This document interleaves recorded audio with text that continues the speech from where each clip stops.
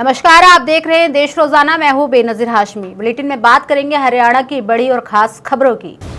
गुरुग्राम नगर निगम में लापरवाही और जालसाजी के आरोप सही मिलने पर कमिश्नर ने 4 कर्मचारियों को तुरंत प्रभाव से बर्खास्त कर दिया है। आपको बता दें कि निगम कमिश्नर प्रदीप दहिया द्वारा जारी आदेशों के अनुसार संबंधित कर्मचारियों पर सेवा नियमों के उल्लंघन, कर्तव्य में लापरवाही, सरकारी कार्यों में बाधा उत्पन्न करने और फर्जी रिकॉर्ड तैयार करने के साथ पद का दुरुपयोग करने जैसे गंभीर आरोप सिद्ध पाए गए, जिसके बाद उनकी सेवाएं तत्काल प्रभाव से समाप्त करने के आदेश जारी किए गए।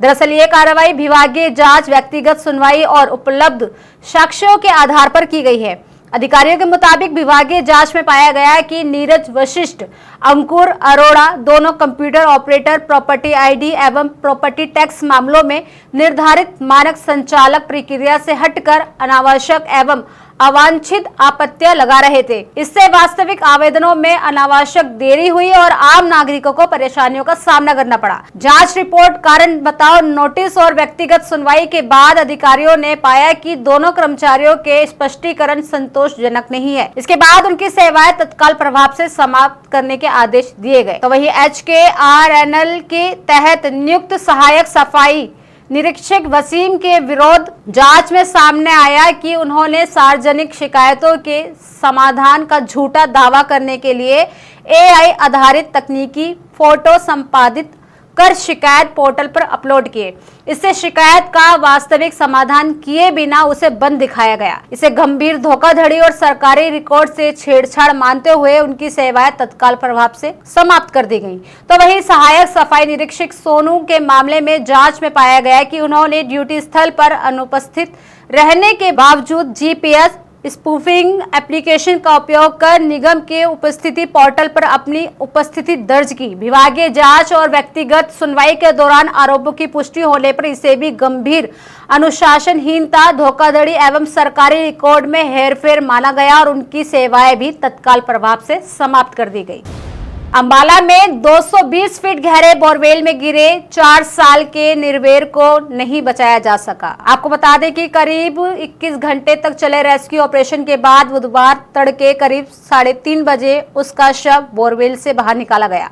सुबह अंबाला सिटी के नागरिक अस्पताल में निर्भय के शव का पोस्टमार्टम किया गया। जांच में सामने आया है कि उसकी मौत गिरते हुए लगी चोट और डूबने से हुई है। दोपहर को शव धनियोड़ा गांव स्थित उसके घर पर लाया गया, जहां करीब 15 मिनट तक अंतिम दर्शन के लिए रखा गया। इसके बाद गांव के शमशान घाट में उसका अंतिम संस्कार कर दिया गया है। उधर सदर थाना पुलिस ने परिजनों की शिकायत पर और खेत ठेके पर लेने वाले दोनों लोगों के खिलाफ BNS की धारा 106 लापरवाही से मौत के तहत मामला दर्ज कर लिया है। परिजनों का आरोप है कि बोरवेल से मोटर निकालने के बाद उसे खुला छोड़ दिया गया। इसी लापरवाही के कारण निर्भय उसमें गिर गया, जिससे उसकी दर्दनाक मौत हो गई। 4 साल का मासूम 200 फीट गहरे 9 इंच के बोरवेल में गिर गया था। धनियोड़ा गांव निवासी निर्भय अपने पिता के साथ खेत में दादा को खाना देने जा रहा था। इसी दौरान खेलते खेलते पैर फिसलने से हादसे का शिकार हो गया। कल से अब तक बच्चे को सुरक्षित बाहर निकालने के लिए NDRF और सेना की टीमें संयुक्त रूप से रेस्क्यू ऑपरेशन चला रही थी, लेकिन 21 घंटे तक चले रेस्क्यू ऑपरेशन के बाद बुधवार यानी आज तड़के करीब 3:30 बजे उसका शव बोरवेल से बाहर निकाला गया।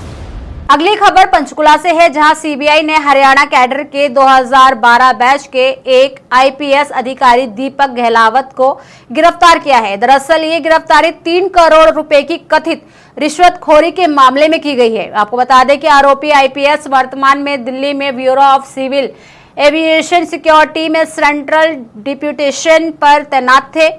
CBI ने दिल्ली पुलिस के एक इंस्पेक्टर और 2 अन्य निजी लोगों के खिलाफ भी मामला दर्ज किया था।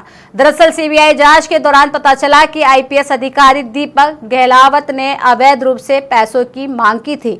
जांच टीम के अनुसार आरोपी IPS ने दावा किया था कि वह अपने निजी प्रभाव का इस्तेमाल कर पांडुचेरी में नकली दवाओं की बिक्री से जुड़े CBI के मामलों में राहत दिला सकते हैं। वहीं इससे पहले CBI ने दिल्ली पुलिस के एक और आरोपी इंस्पेक्टर प्रदीप सिंह समेत 6 अन्य लोगों को गिरफ्तार किया था। वहीं CBI ने अपनी कार्रवाई के दौरान 90 लाख रुपए बरामद किए थे। साथ ही जांच में कई आपत्तिजनक दस्तावेज भी जब्त किए थे। जांच टीम ने आईपीएस अधिकारी दीपक गहलावत की धरपकड़ के लिए कई संभावित ठिकानों पर उनकी तलाशी की थी। इसके साथ ही जांच टीम ने कई डिजिटल डिवाइस, हार्ड डिस्क, दस्तावेज आदि जब्त किए थे। फिलहाल सीबीआई मामले की आगामी जांच में जुटी हुई है, जिसके चलते कोर्ट से आरोपी आईपीएस के रिमांड की मांग की जा सकती है। अगली खबर नूह से है। नूह जिला मुख्यालय पर विभिन्न विभागों के कच्चे कर्मचारियों, श्रमिकों और आंगनवाड़ी कार्यकर्ताओं ने प्रदर्शन कर अपनी लंबित मांगों को उठाया। दरअसल प्रदर्शन के बाद कर्मचारियों ने एडीसी ज्योति के माध्यम से मुख्यमंत्री नायब सिंह सैनी के नाम ज्ञापन सौंपा। इस दौरान आंगनवाड़ी कार्यकर्ताओं की बड़ी संख्या मौजूद रही, जबकि स्वास्थ्य विभाग, बिजली निगम और भारतीय मजदूर संघ से जुड़े 17 संगठनों के प्रतिनिधियों ने भी प्रदर्शन में जोर शोर से हिस्सा लिया। आपको बता दें कि ज्ञापन में कर्मचारियों ने कहा कि 26 अप्रैल 2026 को गुरुग्राम में आयोजित श्रमिक सम्मान समारोह के दौरान मुख्यमंत्री सैनी को मांग पत्र सौंपा गया था।